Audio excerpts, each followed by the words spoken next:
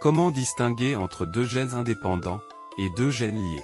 En dihybridisme, la problématique qui se pose, c'est de savoir si les deux gènes transmis sont indépendants ou sont liés.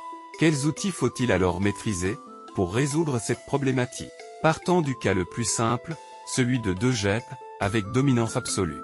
Le premier outil de distinction entre les deux cas, c'est le résultat de la génération F2.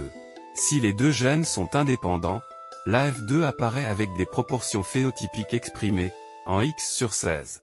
Et s'ils sont liés, la F2 apparaît avec des proportions phénotypiques différentes de X sur 16. Le deuxième outil, c'est le résultat du test cross ou du back cross. S'ils sont indépendants, le test donne 4 phénotypes différents, en égale proportion de 25%, répartis en 50% type parental et 50% type recombiné. S'ils sont liés, deux types de liaisons sont possibles, soit une liaison relative, avec crossing over, ou une liaison absolue, sans ce crossing over.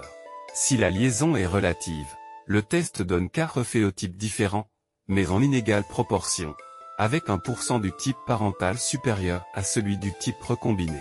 Et si la liaison est absolue, ce test donne 2 phénotypes différents, en égale proportion, mais 100% du type parental.